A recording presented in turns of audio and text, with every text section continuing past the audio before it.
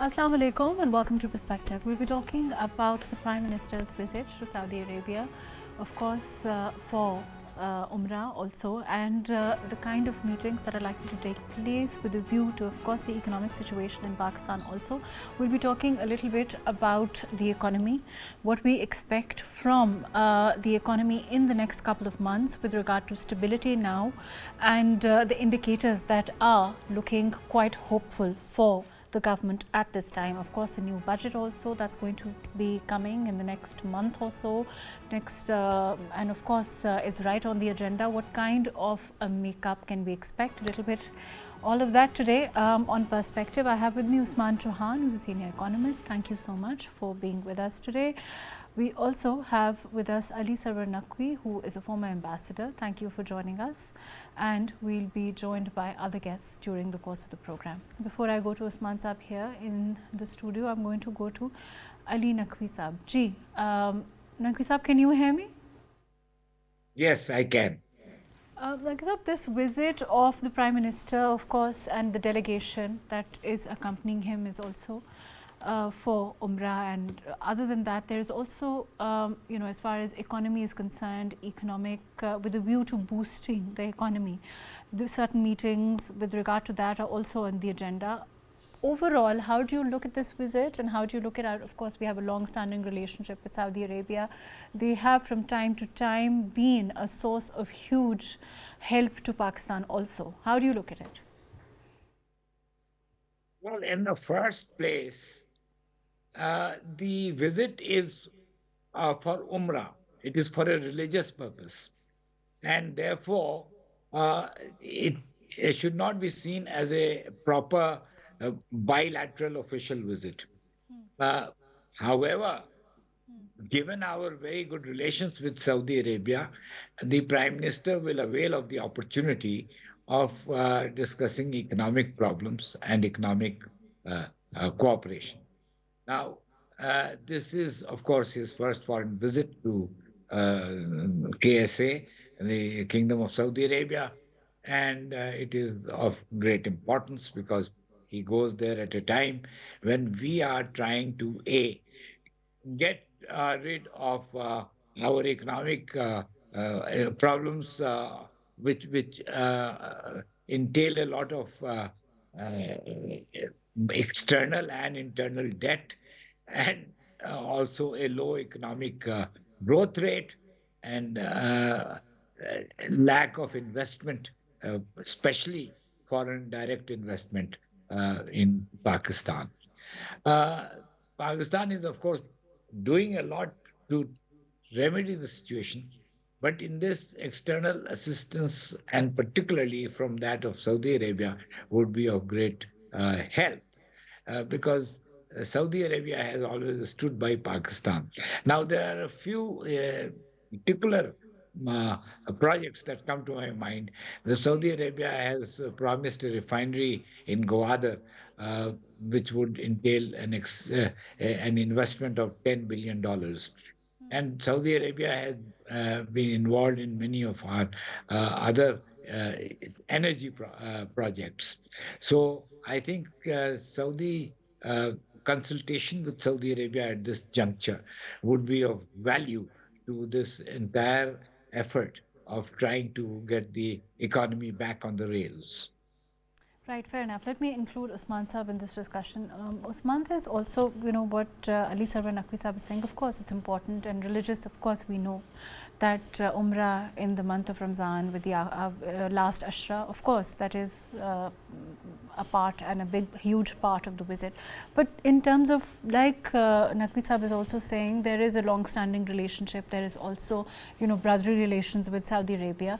To what end do you think we can gain from this kind of collaborative effort in different areas? It's an excellent way to put it. The importance of Saudi Arabia to Pakistan's economy and vice versa is very significant. And the way that the government envisages economic resuscitation is through a vehicle known as SIFC. And in the SIFC, the prioritization is given to large government-to-government investment from the Gulf countries, above all from Saudi Arabia and the UAE. So even if you are making a courtesy call, even if you are going on a personal visit of a religious nature, you will meet the leadership there and you will put it to their attention that there is remarkable opportunity in Pakistan, and Pakistan is on the way up. So now is a good time for them to invest. As Naqvi Saab had mentioned, the refinery and other projects. And at the same time, you want to reinforce the people-to-people relationship too. The Saudi government and its leadership have had long-standing ties with the people who are in power today. And similarly, there is a very large Pakistani diaspora in Saudi Arabia, which is a large source of remittances and therefore of foreign exchange. That aspect should also be kept in mind. So given the positivity of Saudi-Pakistan relations, it is only natural that when you visit like this, you would have other things in the back of your mind that are also of import to both countries. Right. Let me go to Mehtab Haider Saab, who is a journalist. He also primarily covers economy. Ji, Mehtab Saab, can you hear me? Yes, ma'am. We are talking about the Prime Minister's visit to Saudi Arabia. We're talking about areas in which we can collaborate with Saudi Arabia. The fact that, of course, we have a long-standing relationship. With a view to that, what can you tell us about this visit? Ji, Bismillah Rahman Rahim. Thank you very much. Actually, as the earlier guest was talking about people-to-people contact, of course it's important. And in the context of as they are sending the remittances, which are contributing a lot for the economy of Pakistan. But I will dwell upon another aspect, and that is the Saudi assistance for Pakistan through deposits, cash deposits, which are lying in the State Bank of Pakistan, as well as the Saudi oil facility, which they provided to Pakistan on different important occasions. Another aspect which can be explored and which is under discussion, through SIFC, we are exploring different options through which Saudis are going to invest in Pakistan, especially in the refinery and the mineral sectors. For instance, in the Reko Diq, they are interested to invest in the Reko Diq project. And currently, I think Pakistan and Saudi Arabia are negotiating for a win-win deal for the both sides. And as Pakistan has already granted assent to the Kingdom of Saudi Arabia's demand to accept the international arbitration. And as Pakistan and GCC countries are negotiating the free trade agreement, and part of it is the bilateral investment treaty. So it is hoped that the FTA between GCC and Pakistan will be struck in the near future, and it will pave the way for Saudi's investment in different bankable projects in Pakistan. So this visit is very important, and we hope that Saudi's leadership will also pay a visit to Pakistan in the near future, and both sides will be able to strike a deal for promoting investment, especially in Pakistan, and especially through the areas which are occupied by the SIFC. Right, fair enough. I'm going to go to Ali Saab. Ali Saab, there is, like you said, as far as, and of course we're talking generally as far as the SIFC is concerned, as far as where we are at this time, we've also seen general indicators show that they seem to be in the right direction as far as economy is concerned. Would you agree with that?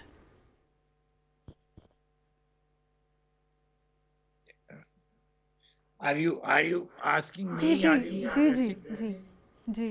Yeah, I think, you see, this is a propitious moment, as they say in English, for external friends to come to Pakistan's assistance in a effort which would be of mutual benefit to both the friend that would be helping, which is in this case Saudi Arabia and Pakistan. And there are the big project of Rakodik is something that is now on the cards. But I was also talking about the uh, refinery project for Gwadar. So I think this is a time when we can consult with each other. You see, to generate uh, investment from Saudi Arabia and to interest the Saudi government in projects that we have going, it needs consultation. And this is a process that is always mutually beneficial. So I think the fact that the Prime Minister has gone there on a Umrah visit gives him the opportunity to begin that process of consultation, which is necessary for further. Right. Usman, there's also the team that has gone with the Prime Minister. It's also, we have the Finance Minister with him also. So with regard to that, I'm just saying that, the SIFC, of course, is going to be primarily facilitating this also. But as far as expediting these projects are concerned, that Naqvi Saab mentioned, in terms of consultation, which can then lead to real investment, it's a great opportunity in that regard, no? I agree with you that in order to make large-scale investments of the sort that are envisaged under the SIFC, you really need to do due diligence, and you need to make sure that both parties are satisfied with the ex-ante preamble, that is all the things that you want in ground already before you invest, as well as the ex-post things such as arbitration, dispute resolution, and those sorts of things. So everybody should be ready for the scale of things to happen. And I would argue to you that in addition, it's also a good test run for this new modus operandi in Pakistan, that if we are going to do things that are G to G like this, and if it is successful, then other countries will pay heed to it too, because they will now find a different conduit for getting things done in Pakistan, which didn't exist previously. So if you have a team there right now, it happens to be there, it may be a good time to get the ball rolling in a large way. You're saying that it may also be a starting point for consultation on this with other countries. Correct. Also.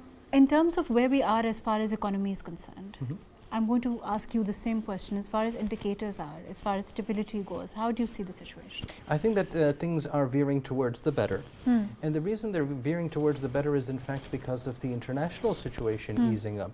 Because you have global inflation coming down, you also have a large degree of understanding among the world powers on how the economy is likely to turn, more crisis readiness, because it isn't an easy world per se to do business in, but as well as the antagonisms, but there is more maturity in governments, and therefore you have, I think, a better preparedness for the things. That is the first thing about international. The second is about the domestic. So now inflation remains high, but it is likely to come down.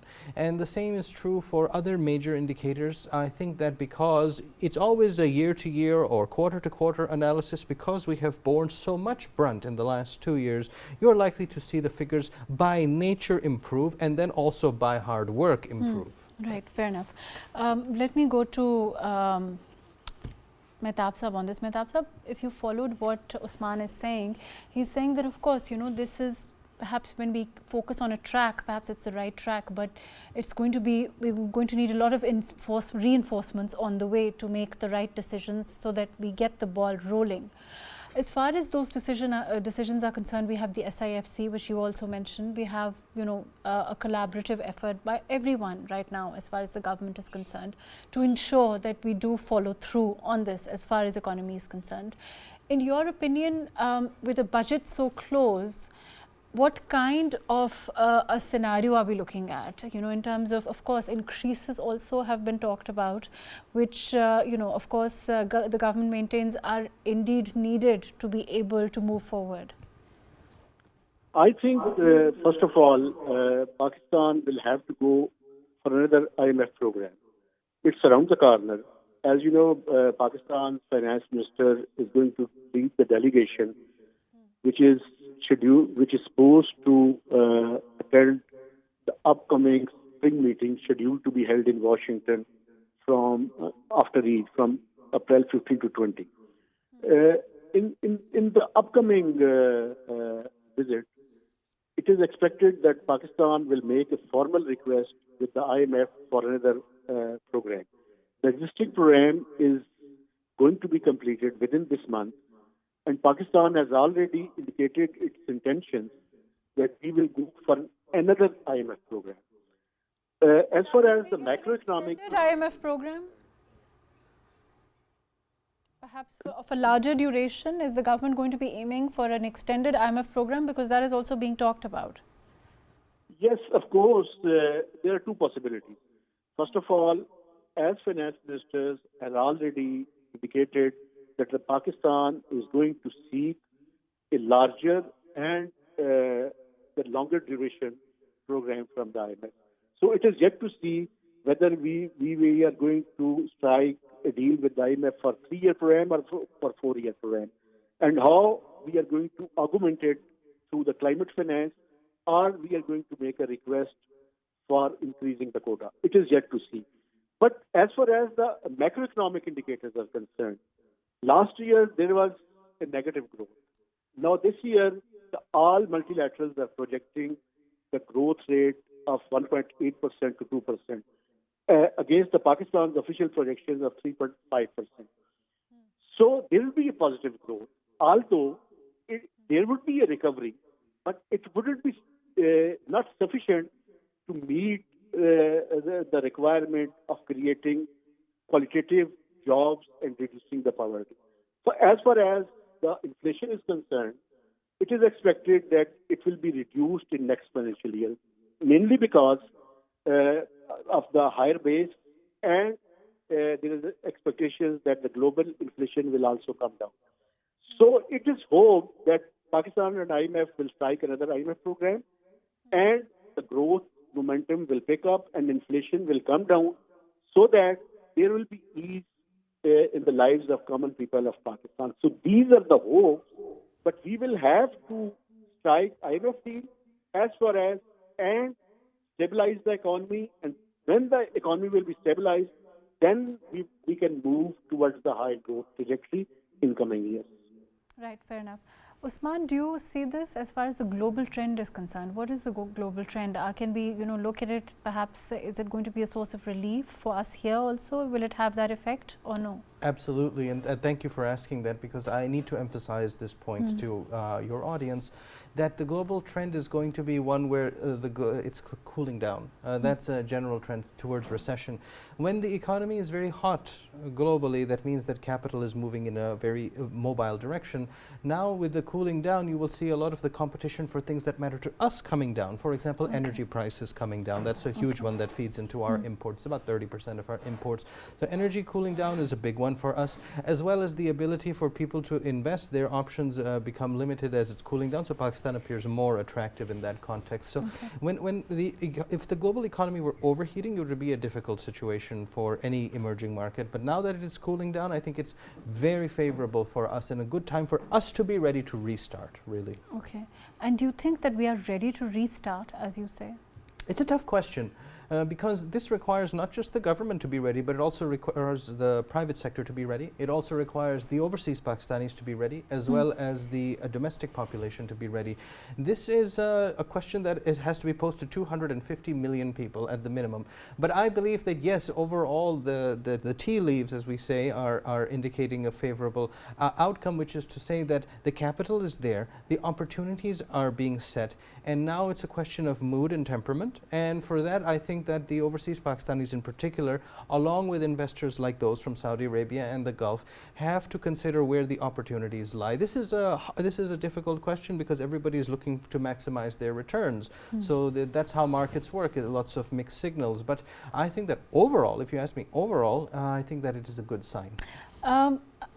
Naqvi Sahab, there is, as far as our relationship with other countries are concerned, in your experience, for us to be able to get maximum benefit, and of course our diplomatic relations also, do you think that, which countries at this time show perhaps, will prove to be more fruitful in that regard when we look for investment, when we look for FDI, now that we are looking at a considerably stable climate, domestically?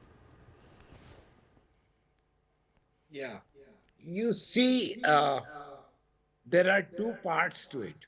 One is the atmosphere and the environment that is prevailing here in Pakistan, which is positive. And there is a upward trend in our economy, in our growth rate, and in the stock exchange, foreign exchange reserves, and the whole set of indicators. But then there is also the external global environment, and that the two have to match. And I think the point made just now that there is a recession overall in the world and a trend towards recession, that is not very conducive to external assistance. I mean, we can do our own and we need the IMF for loans. But these loans, loans per se are not bad. I mean, loans are the stimulant to the economy. But loans have to be returned. And if loans are not paid back, then you get heavily indebted. And that would be very dangerous, which is what Pakistan is in that situation at the moment. So we have to hope for foreign direct investment, but for that, the environment within Pakistan, the investment climate within Pakistan has to make it look very attractive for them to come and to invest and to think that they will be able to generate profit for their investments. So this is all a very sort of basic material considerations that matter in these things. Right. And those So material that is all. considerations, you think we are adequately prepared for them? I think we are getting better. The atmosphere is improving within Pakistan, and if the government can have stability over the next few years, then that is the major element, and then the other things fall into place. Uh, I think the outlook is better now than it has been for the past several Do you years. think, before I go to Rahman Azhar Sahab, he's also joined us, in your opinion, the way that globally the world is looking at this time, with different, of course we are also looking at crisis in different parts of the world. As far as our geopolitical situation, geostrategic position is concerned, do you think it makes us perhaps a viable option relatively from other places? Yes. Well, because of our geopolitical situation, we get involved in problems also because this is a turbulent region, and there is problem in the Middle East, there is problem in Iran, there is turbulence still in Afghanistan. So this is a somewhat disturbed region in that sense. So that is not, though that means that we do have a geopolitical importance, but geopolitical importance does not translate into economic uh, viability and attractiveness for outsiders. So we have to provide a congenial environment within Pakistan. We should be consistent in our policies. We should maintain the uh, uh, facilities that we offer external investors, and we must promote investment within Pakistan because Pakistani investors are also very shy in putting their money into projects or into factories, into other economic ventures, into shipping, whatever have you, into fishing. So we have to see that if we can put all these things in order, then I think we should hope for foreign direct investment as well. Right, fair enough. Let me go to Rahman Azhar Sahab ji. Rahman Sahab, can you hear me? Yes, I can hear you. Rahman Sahab, we're talking about, I think something that Ali Sarwar Naqvi Sahab very aptly said. He said that, geostrategic position primarily doesn't mean that you will be able to attract investment unless you have, the plate is ready, our home ground is ready with the stability, with all those factors that are needed for that kind of economy, if that kind of investment to come. And of course there are some factors that need to be there, preliminary factors that need to exist for that. In your opinion, as far as domestic investors are concerned, because for a time earlier on there was some concern that perhaps the domestic investor also doesn't have quite as much confidence. And correct me if I'm wrong, that situation seems to be remedying, does it not? I think he's right to some extent. One thing that you have to remember is the fact that now even foreign relations are very economic or interest-based, as we say. Pakistan and Saudi Arabia have had long history of relationship, and Pakistan has a very similar relationship with China as well. Pakistan has some great friends all over the world, and they have always helped us in times of need. But you need to remember that the world is changing. Now, even the brotherly relations, as we used to define them, they are not interest-free. They are also now based on mutual interest and mutual cooperation, and countries are looking towards that. So we have to gauge Pakistan's approach in that context. Wherever we are approaching, wherever we are going, we need to remember that these countries also have their own interests as well, and we need to be mindful of that, because there cannot be a relationship in modern dynamics of international relations without having commonality of interest.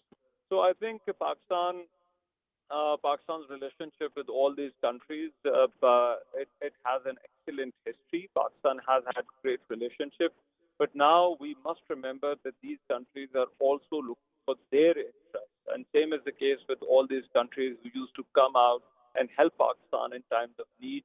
Now we need to be strong enough to lure their investors, their investment, and we need to create their stakes inside our country as well. And as rightly pointed out, we need to have a domestic infrastructure ready for that. And for that, you need political stability. You need to have investors' confidence. You need to have a skilled labor here in Pakistan. And you need to have that conducive environment where that investment can come in. So I think while we are reaching out to all these countries, we also need to show them that we are a country which will value their investment, and then they will also get their due return as well. And their interest and our interests are linked together. And with these interests, we can move forward. I think until and unless we do that, we should not be very hopeful, because there is also a donor fatigue as well, as far as all these countries are concerned, even the Middle Eastern countries and even in Western world as well. You might remember that there had been a lot of promises made with regards to climate funding, but those promises are yet to be fulfilled. So these are certain examples that we need to keep in front of us while we are approaching, that we need to show them that their interests will be safeguarded and their interests and our interests are aligned with each other. Usman, do you think that, of course, the factors that Rahman Saab mentioned earlier on are also extremely relevant, but the question is, are we also, these factors with the SIFC working primarily to ensure, are we working on those factors? And domestically, are we, again, this has to translate out of country when you see the domestic investor also feeling that confidence, right? Do you think that we're perhaps going in that direction? You've really hit the nail on the head, in the sense that you're saying it's not just about the foreign investors, but also having a domestic confidence in it. And I agree, the charity begins at home, but the investment also begins at home. And if you wanted to muster the Pakistani people towards one major project, you can do it. We have a young population, we have a driven population, a spirited people. And so if we made the economy the #1 priority without inhibitions, we would accomplish a stellar economy. And I know this to be a fact, and is not just my aspiration. But the thing is, every society has competing and conflicting values. So we also have to take care of security. We also have to take care of toxic neighbors. We also have global problems that afflict us personally, at a personal level, for example, what is happening in the Middle East. And at the same time, we want to have a robust economy, so we have to then realize how much of each we can accomplish, and at times they are at cross purposes. I would argue to you that the economy should be the number one thing, but then I also have sympathies towards ideological tendencies or towards societal well-being or towards other things that are of equal import. And the same problem doesn't just afflict us. It is also a problem in America. It is also a problem in China and India and in other countries. So right now we are seeing basically a great trend that is happening from Western economic power towards a multipolar, but particularly towards the East. And the West isn't making this easy for anyone. Okay. And all of the Western projects, as for example, the Russo-Ukrainian war or what's the genocide happening in Palestine, these are all the undoings of Western projects that were never completed. So because they're making it so hard for this transition to happen in our part of the world, which was historically the global center of economic gravity and is once again becoming the center of economic gravity, it's not being made easy for us. And a lot of the problems that we deal with are legacies of either Western incomplete projects or colonialism, and I mean economic neocolonialism, right? All of these things weigh down on us. So this transition, the momentum of history is on the East side. That includes Pakistan. But it ain't going to be easy getting there, and that's the problem. So when we plan for our economy and we make economy the number one thing, we have to make sure that it is attained and then sustained. It isn't just a one-time thing that you hit a certain GDP target and you're done. In fact, you have to ensure that that prosperity lasts generation from generation. That has been the historical model in Pakistan. If I take you back 2,500 years, that's exactly how things were done here. Now, if we can revive that sense of long-termism, that maturity, reconciling competing values, we can achieve what our ancestors once did, and the tide of history will be on our side. Right, fair enough. Let me go to Rahman Saab. Rahman Saab, there is, as far as globally, we talked about the global trend, we talked about how things may be moving, getting better. As far as inflation is concerned, when we talk about inflation at the home front, it's been of particular concern. And not now, I mean for a number of years now, and we've seen the graph really growing because of what's happened globally also. Do you think that's also likely to come down and provide some relief on the domestic front? Well, Mahrukh, I'm not an economic expert. I think Dr. Chohan is the right person to ask this question.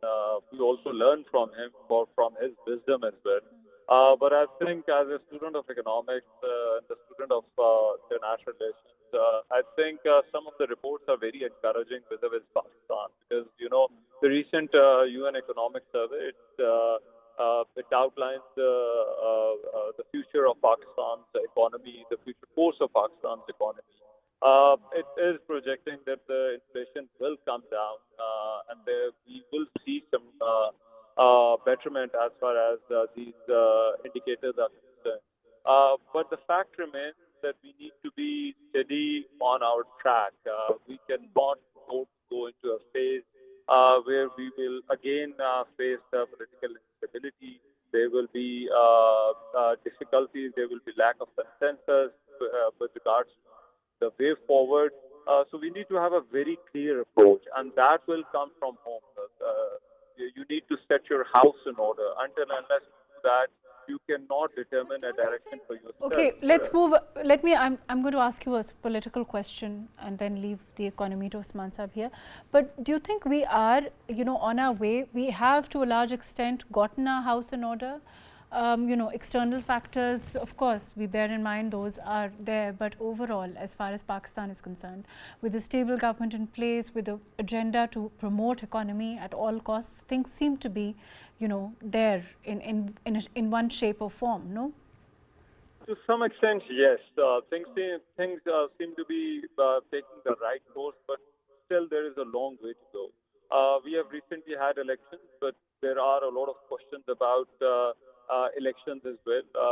And we have seen the country's political scenario. It actually hit a peak of political instability, where our institutions were targeted, where there was a long period of instability.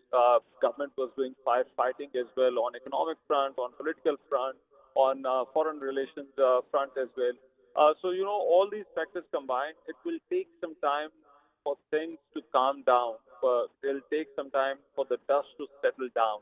Now, if we keep on that track, things will get better. But any incident or any other phase of instability will actually push us backward. And right now we cannot afford that because we have already lost a lot of time. We have already lost a lot of resources as well. We need to get this car back on track. Until unless we do that, we will not be able to make any progress at all. And I think the government needs to be given some time. There cannot be some overnight miracle where you say things will get better tomorrow or day after. Even government is saying, by a very conservative estimate, they're saying that it'll take at least 2 to 3 years for things to get better. So even the 2 to 3 year timeline. Rahman Sahab, so what do you expect from this budget then?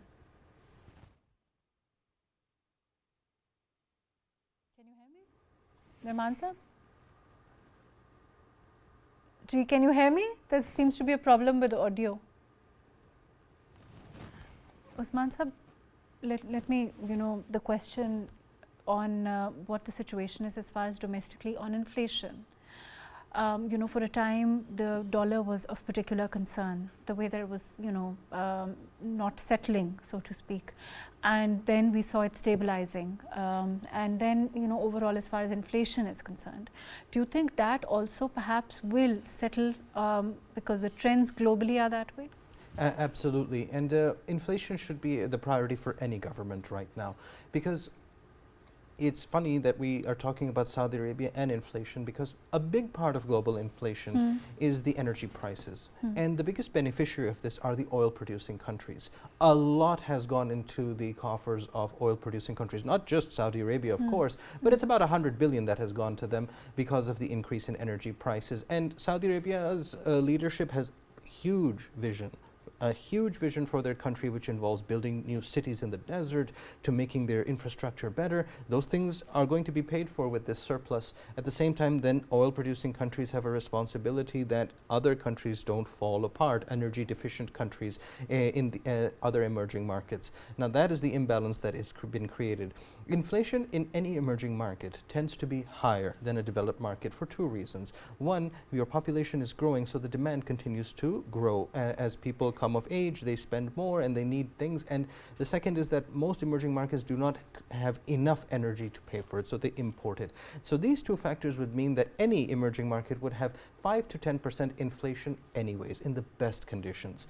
But the problem is that when you have inflation going to 20 or 30%, then you start to face political problems in emerging markets where even their inflationary expectations are not in a monetary equilibrium. Now, there are countries where it has gone to 80% or 100% inflation, such as Argentina or Lebanon. Those are the scariest things. But you would also look at the other side of the spectrum and see, even in the United States right now, as the election comes, the election is making it very scary for Biden because inflation isn't coming down. So groceries and other things are very tough for the American consumer. We're somewhere in the middle because we have high inflation.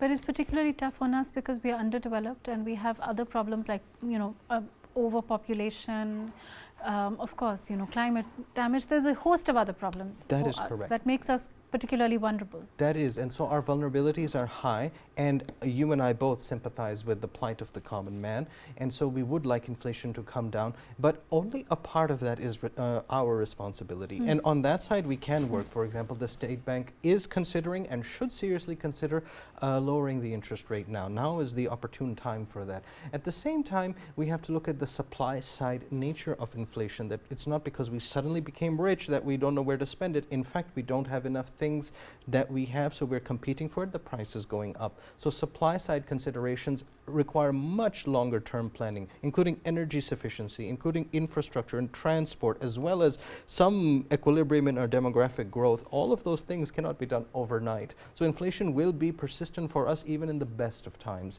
But I expect this government to reduce it, and I expect the state bank also to take a more responsible stance on the interest rate given the global scenario.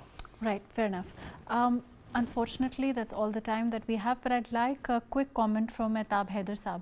Ji, Mehtab Saab, as far as the current situation is concerned, please give us your overall estimation. You think, of course, a timeline one can't really say, but of course, even on the right track, it's going to take some time for Pakistan.